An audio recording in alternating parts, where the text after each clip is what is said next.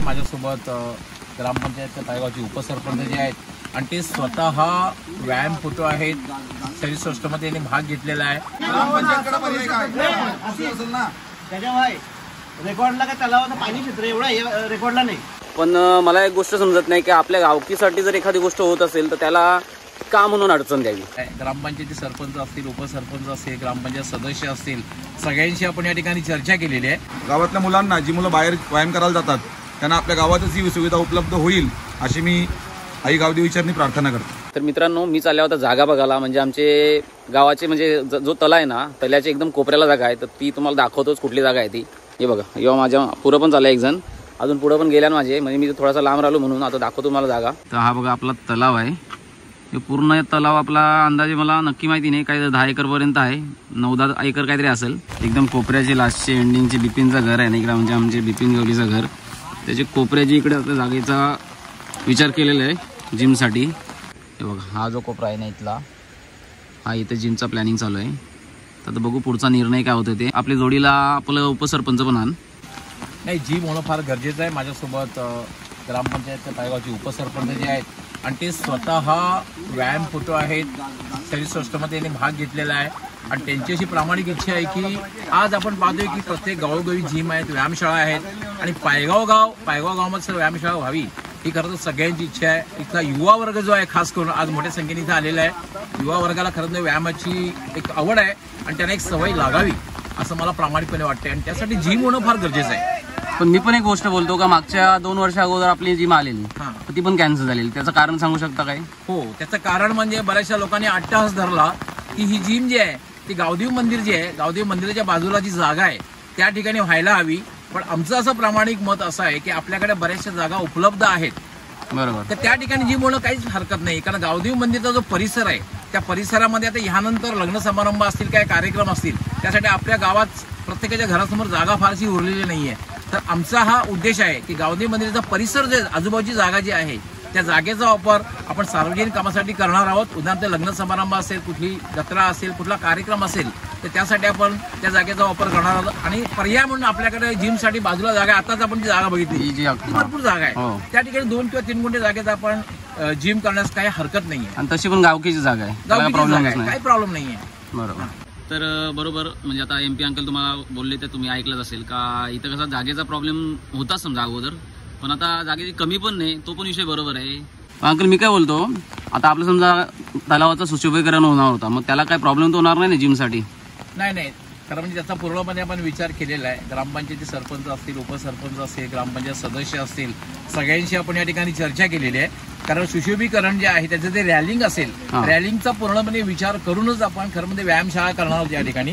कारण त्यामध्ये कुठच्या प्रकारची अडचण निर्माण होणार नाही. आणि दुसरा महत्वाचा प्रश्न म्हणजे ही व्यायामशाळा करण्या पाठीमागे हा जो परिसर आहे, एक जर नजर टाकली आपण या परिसराकडे, अतिशय निसर्गरम्य परिसर आहे आणि व्यायामासाठी हा अशा प्रकारचा परिसर असणं फार गरजेचं आहे. म्हणून मला असं वाटतं की सुशोभीकरणाला या व्यायामशाळेची इमारत असेल तर त्याचा काहीही प्रॉब्लेम होणार नाही असं मला प्रामाणिकपणे वाटतंय.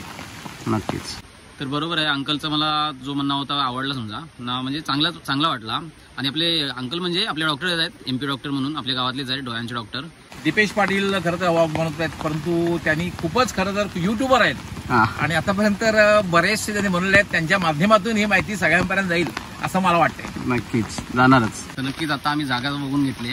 तर अंकलचं तुम्ही वाईट बघितली काय ना, अंकलनी बोललेत ते आपल्या काही गोष्टी होत्या मागच्या टाइमला का मी सांगू शकतो डायरेक्टली का गावातलीच काही लोक होती की त्यांनी अडचण घातली होती. आता नावं सांगून फायदा नाही, पण मला एक गोष्ट समजत नाही की आपल्या गावकीसाठी जर एखादी गोष्ट होत असेल तर त्याला का म्हणून अडचण द्यावी. बघा तुम्ही पण विचार करा आणि त्याच्यामध्ये कमेंट टाकू शकता तुम्ही. मी काय चुकीचं तर काय बोलत नाही आणि चुकीचं बोलणार पण नाही. एक गोष्ट सांगायची आहे का, काही कांच्या अडचणी आल्या, म्हणजे तसं आम्हाला जिम तर 2 वर्ष अगोदरच मंजूर झालेली, पण काही अडचणींमुळे त्याला थोडा अडथळा आलेला.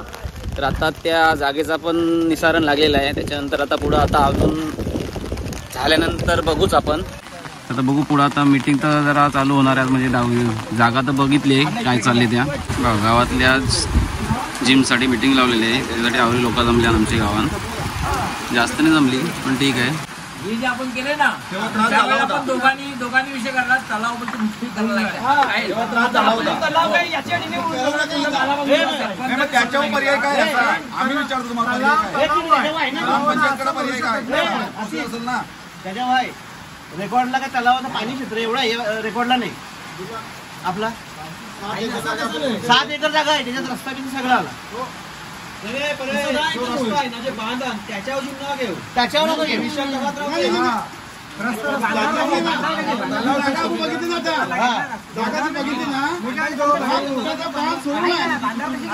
2ची जागा 3 गुंठ का घ्या?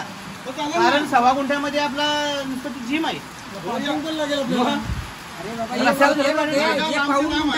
पाऊन घंटाने मंदिर बसलाय. अरे बघ जिम आहे, 2 गुंठ्याची काय झाली?